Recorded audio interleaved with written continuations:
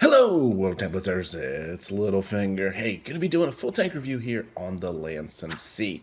This is a Swedish Tier 8 medium tank sitting in the EU nation, and I've really enjoyed this tank.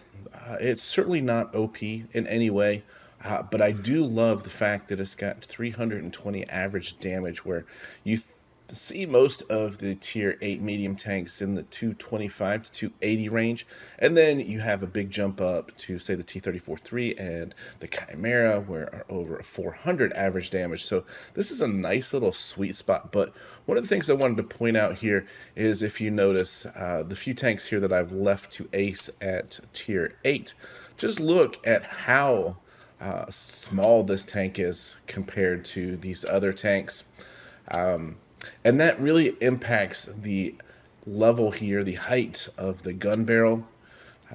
And to me, it seemed to impact some of the places that you could take this tank, some of the normal places on maps. And it just didn't seem to work well. But 10 degrees of gun depression and great mobility will give this tank a lot of fun to drive. But let's go ahead and take a look here real quick just to show you. This is the first time it's been for sale, so extremely expensive. 15,000 gold for the full bundle, which is going to get you 3 mystery crates and the moose camouflage, 9 equipment slots, and a garage slot.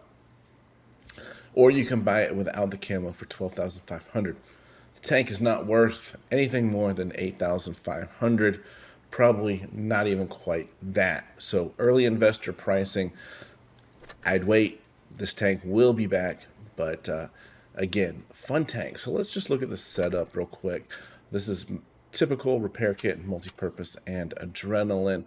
And then I'm running the grilled salmon, the improved fuel, and the crisp bread. Ammo, carrying about 15 rounds there of APCR, making sure we're buying that with silver. And then for the all-important equipment. So I run the gun rammer just because this tank is pretty low on damage per minute. Yes, you do run into a little bit of problem. Tier 8, Tier 9 heavies, penning those guys. But you have to use your mobility to your advantage. And be prepared to shoot a little bit of premium. Defense system, improved optics, running supercharger. And you'll see that some of these battles here that I kind of stay a little bit outside the realm of, kind of in the middle brawling there, trying to use this speed of this tank to flank. Therefore, I like the supercharge. Improved assembly, engine accelerator, vertical stabilizer. This tank has got good mobility. We're shooting on the move frequently. Enhanced tracks and consumable delivery system. All right, guys, here's blitzstars.com. We're going to go ahead and compare the Lansen here. The tank I think it most closely resembles is the TVP. We've also got the Chimera, as I wanted just to offset this comparison with a tank with a much higher alpha, and the M4A1, again, closest tank I could find to the average alpha for the Lansen C of 320. And then the all-around Panther 2, which is typical low 220 average damage, which is where most of the mediums sit. So at 320, we do have more alpha, which I like because this means you don't have to be on target, exposing yourself and potentially getting shot in return. It doesn't have quite the long reload here at 14 seconds versus 10 seconds as the Chimera, though. And the trade-off there is a little less damage. So when we look at the weapon handling, gun works really well. 1.45 aim time, 0.308 dispersion. This is without any equipment. That's right in line there with the Panther, which we know is super accurate gun. 10 degrees of gun depression is great on a tank like this. And then movement and mobility, 55 kilometers per hour. Again, in line with the Panther 2, a little bit faster than the Chimera. Power to weight ratio, 21.4, puts it top of the class of these tanks. So lovely gets to speed, and you can use that 55 kilometer per hour top speed to your advantage. And then the downside to the tank: turret armor 70, hull armor 80. Yeah, you can see a lot of green on this side, meaning that this tank just does not have the same level of armor. So you really have to use that speed and agility of the tank, and the fact that you don't have to be on target quite as much to, you know, deal the damage and do the best you can in this tank. All right, guys, here's Armor Inspector, and we've got the Lansen C pulled up. It is being shot at by another Lansen C, so what you'll see here is very basic as far as the armor configuration. There's no spaced armor except around the gun barrel. It is pretty much a standard medium tank, if you will, here. So let's bring the gun barrel back and let's switch this over to pen mode. And you're going to see here on flat terrain, looking at another Lansen, this is what you're going to see. So this does induce some bounces, as some people might misfire, maybe aiming down here at your lower plate and catch the top. But apart from that, there's not a whole lot you can do really to increase your chances of finding a bounce here or there. So just keep that on mind. You can't really angle this tank that well.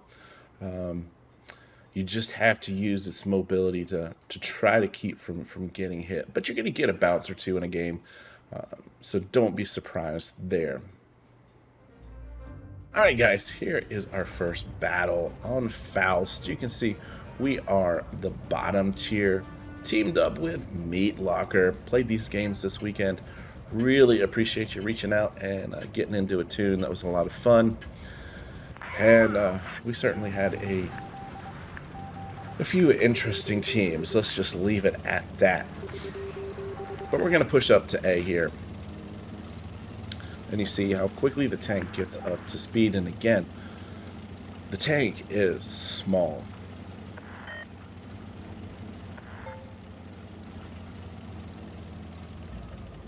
Coming up, I don't want to overextend this. Look at the size differential there between the defender. And T92 pulls back, and guess what? We have a little over-eager beaver here, so we're going to go ahead and get one shot into him. That was a track shot, so we should get some assistant damage there. And that's how not to overextend there.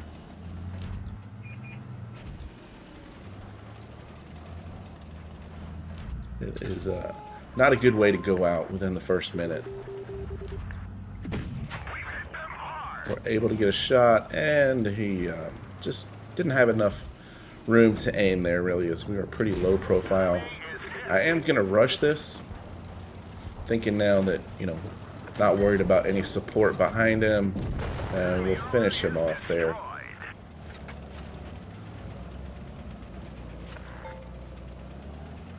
You can see the reload is quite nice.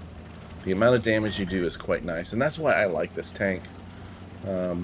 No other reason really. The mobility is good, accuracy of the gun's good.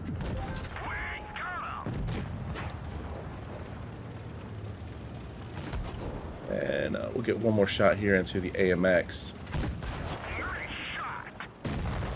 Waffentrager finishes him off, and we're just gonna wait here for the E75 to shoot. No point taking an unnecessarily shot. He's gonna shoot the Waffentrager and back up.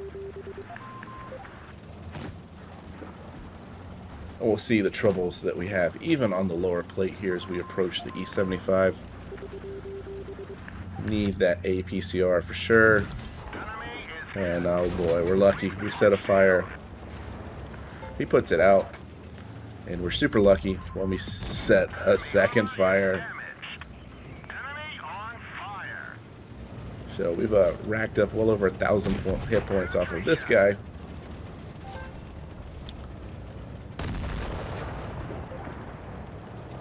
I think I hung around a little bit too long there. That's one of the things that I have been trying to better judge.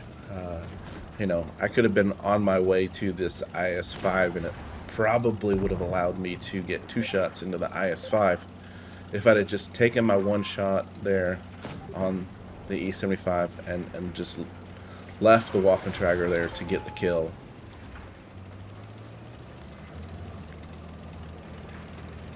It does obviously mean that you're relying on your teammates to do damage, which doesn't always happen, but you can see here we are just a fraction of a second there from being able to get the kill shot on the IS-5.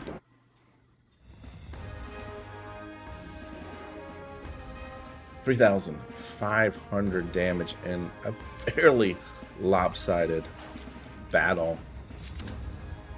That was a level 1 with, what did we do XP wise? 1127 on the XP. Alright guys, here we are, top tier, Molenbeek. Seems to me that most of the fighting on this map happens at A or B. Very little happens in town.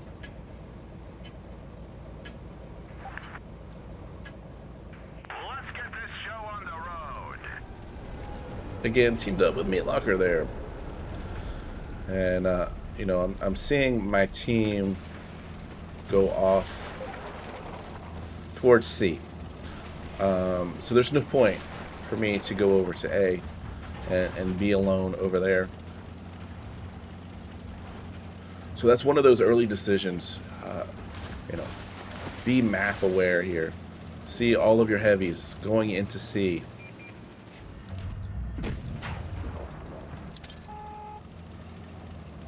And be patient early on until you know where the majority, if not all, of the enemy are.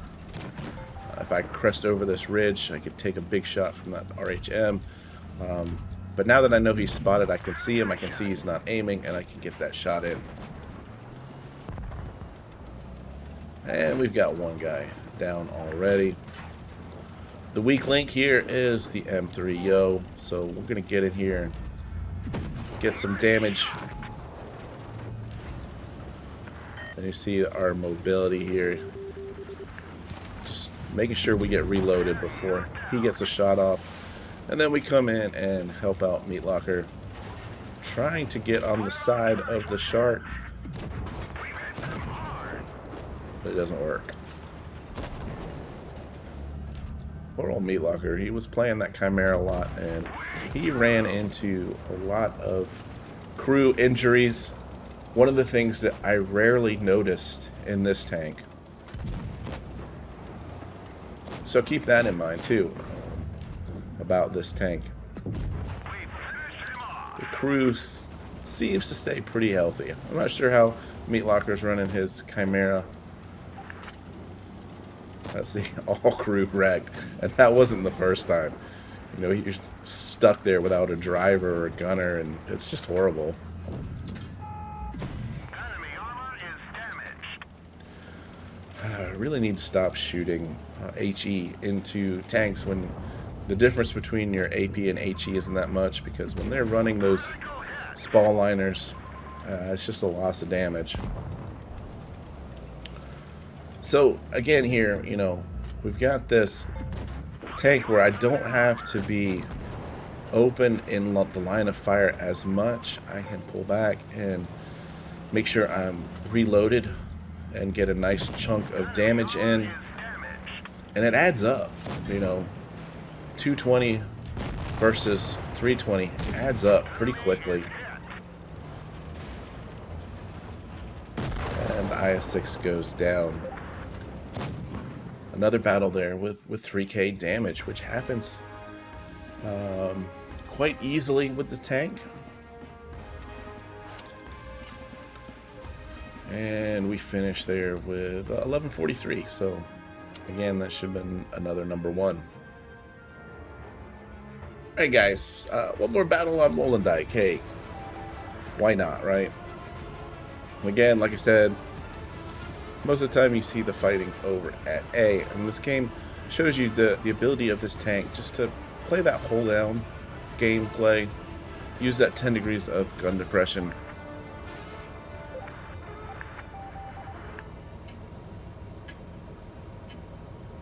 So off we go towards A. Let's see how much of our team follows here. AT slowly moving towards middle. Not much movement here from our team. They are stuck in spawn, so yeah, don't want to pull up too far here, so we're not going to go all the way to cap. I mean, look at the team. They're still in spawn, and I'm already at A.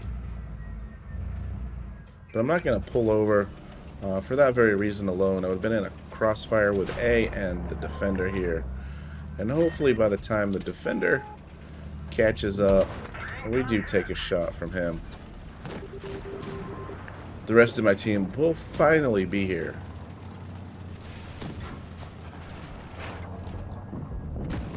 So now we can play that support role here. Watch for them to take their shot after they've shot and are reloading. Then we jump in there and try to take our shot.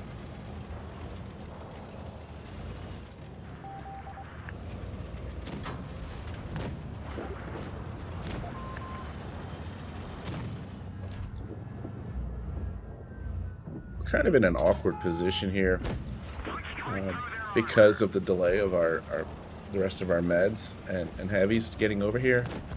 I mean, normally you're kind of in that ridge line next over from where we're at. But hey, we're going to make this work. Yeah, you don't want to turn your turret in a defender. It gives me the opportunity now to pull up a little bit.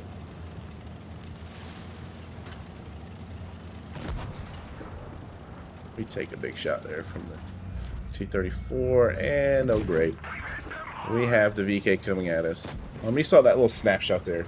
Good accuracy. But I don't want to be down below with that VK headed down there. It's just too many hit points.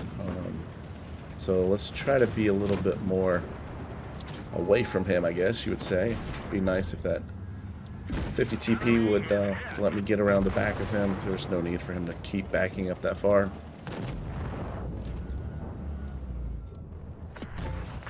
Using this gun depression.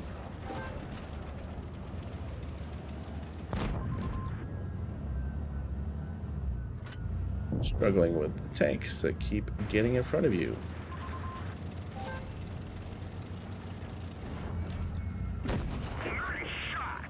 And of course he decides he's going to shoot me. That's fine.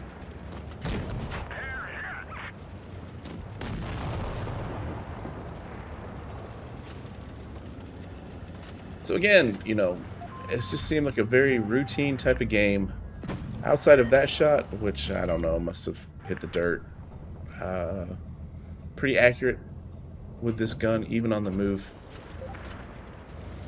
Just got their TD left.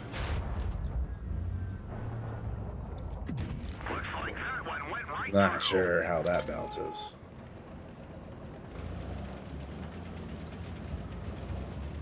But you know what? It's towards the end of the game. We've got all the caps. Time to move in. Meat locker will spot him up. And that one just totally missed after I said how accurate this gun was. We'll get in here. We'll get one more. He'll push forward. Not a good trade there for ramming. But hey, look at this. We'll get the win. And the kill. 3,000 damage again. So I'm averaging, we'll pull it up here after this, I think right at 2,000 damage in this tank. So yeah, the games I pulled out were, you know, better than normal. There were some games that our team just did not survive long enough. So let's see, tanks. 2,000 damage, 72% win rate over 38 battles. Quite a lot of them here finishing in the 1, 2, 3 category here. So it's a very strong tank. Yeah, like I was saying, I did have some battles where obviously I didn't get 3,000 damage. But, you know, that happens when you don't put yourself in the right positions. And for me to give you battles, I think it's worthwhile to talk about proper positioning as well. So, again, I don't think the Lansen C is worth what it's currently selling for. I'd wait until it comes back to stores second, third time, and then pick it up. So guys, with that, I hope you're having fun out there. Stay safe, get educated, not fingered. Littlefinger out.